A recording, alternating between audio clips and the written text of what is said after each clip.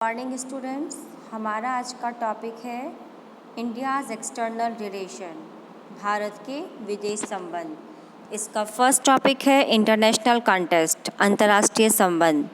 इसमें हम पढ़ेंगे कि जो भारत है वो बहुत ही कठिन परिस्थितियों में आज़ाद हुआ था और दुनिया महायुद्ध की तबाही से अभी अभी बाहर निकली थी और उसके सामने पुनर्निर्माण का सवाल जो था वह बहुत इम्पॉर्टेंट था। एक अंतर्राष्ट्रीय संस्था बनाने के प्रयास हो रहे थे और दुनिया के नक्शे पर बहुत सारे नए देश जो थे वो क्या हो रहे थे, ग्रो हो रहे थे, उग रहे थे।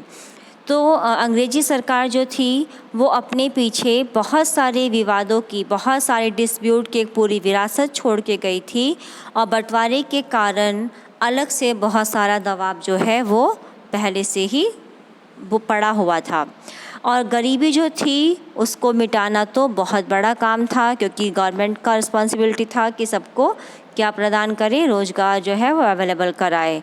तो इन सभी के बीच भारत ने एक स्वतंत्र राष्ट्र राज्य के रूप में अंतर्राष्ट्रीय मामलों में अपनी जो भागीदारी थी वो शुरू की। एक ऐसे राष्ट्र के रूप में भारत का जन्म विश्व युद्ध की पृष्ठभूमि में हुआ था, जहां पर विदेश नीति और अन्य देशों की संप्रभुता का सम्मान करने और शांति कायम करके अपनी सुरक्षा निश्चित करने का जो लक्ष्य था, जो उद्देश्य था, वो नेहरू जी ने सबके सामने रखा था। और इस लक्ष्य की जो ध्वनि थी वो हमें संविधान के डायरेक्टिव प्रिंसिपल, नीति निर्देशक तत्वों में साफ सुनाई देती है। जिस तरह किसी व्यक्ति या परिवार के व्यवहार को उसके इंटरनल और एक्सटर्नल दोनों तरीके से हम जज करते हैं, उसी तरह को किसी भी कंट्री के नेशनल और इंटरनेशनल लेवल पर उसको जज किया जाता है। तो अब नेहरू जो हैं वो विदेश नीति को क्या करना चाहते थे, बढ़ाना चाहते थे दूसरे देशों के साथ, और विदेश नीति को लागू करके वो अपने देश में भी डेवलपमेंट करना चाहते थे। जब भारत आज़ाद हुआ था तो उन्होंने अपनी विदेश नीति को तैयार किया और उसके बाद जैसे ही शीत युद्ध शुरू हुआ तो दुनिया जो थी वो क्या हो गई थी, दो खेमों में बट गई थी। हमारा नेक्स्ट टॉपिक है the policy of non alignment. ये हम टॉपिक पहले भी पढ़ चुके हैं, गुट निरपेक्षता की नीति। गुट निरपेक्षता मतलब दो गुट कौन से थे, अमेरिका और सोवियत संघ।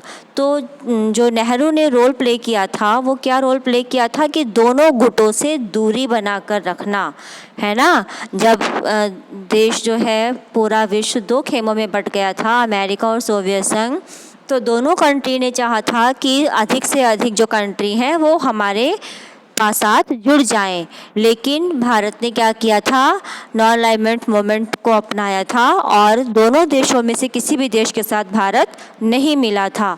इसमें नेहरू ने इम्पॉर्टेंट रोल प्ले किया था।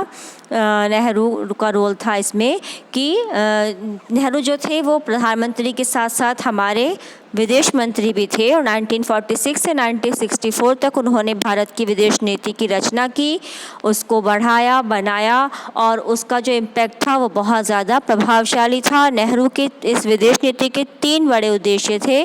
सबसे पहला कि जो हमने ये डेमोक्रेसी को अपनाया है इसको लागू रखें, दूसरा संप्रभुता को बचाए रखें, अपनी क्षेत्रीय अखंडता को बनाए रखें और तेज़ गति से हम, रफ्तार से हम क्या करें, विकास करें।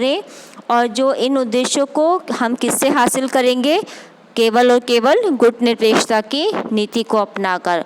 उस समय भी कुछ पार्टियां, कुछ समूह ऐसे थे जो मानते थे कि ऐसे में भारत को अमेरिका से बहुत ज़्यादा दोस्ती बढ़ानी चाहिए, नज़दीकी बढ़ानी चाहिए, तो इससे भारत को नुकसान नहीं होगा। लेकिन नेहरू जी ने क्या किया, गुट निरपेक्षता की नीति को अपनाया और अपनी इस प्रतिष्ठा को भी लोकतंत्र में कायम रखा। ऐसी विचारधारा जिनकी थी उसमें डॉक्टर भीमराव अम्बेडकर भी शामिल थे और भारत अपनी विदेश नीति अमेरिका के पक्ष में बनाए ऐसा भी वो लोग नहीं चाहते थे। तो ऐसे दलों में भारतीय जनसंघ, स्वतंत्र पार्टी और अन्य पार्टी जो थी वो शामिल थी। लेकिन विदेश नीति को तैयार करने के मामले में नेहरू जो थे उनको बहुत ज़्यादा बढ़त हासिल थी, मतलब बहुत ज़्यादा इस चीज़ में एक्टिव थे। अब नेक्स्ट टॉपिक आता है हमारा डिस्टेंस फ्रॉम टू कैंप्स, दो खेमों से दूरी। ये हम कंटेम्प्रेरी वाली बुक में भी ऑलरेडी पढ़ चुके हैं कि दो खेमे यूएसए एंड यूएसएसआर। तो यूएसए और यूएसएसआर ने अपने अपने क्या बना रखे थे, मिलिट्री ऑर्गेनाइजेशन बना रखे थे। जैसे अमेरिका ने बनाया था NATO, North Atlantic Treaty Organization 1949 में, और सोवियत संघ ने बनाया था वार्सा पैक्ट 1955 में।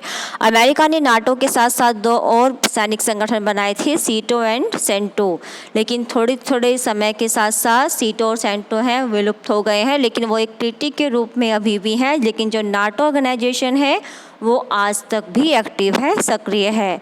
तो भारत ने अपनी बाकी विकासशील देशों को गुटनिरपेक्षता के बारे में आश्वस्त किया और इन सबको अधिक से अधिक कंट्री को गुटनिरपेक्षता की नीति में शामिल किया। आप इसको एक बार अच्छे से पढ़ेंगे और सुनेंगे। धन्यवाद।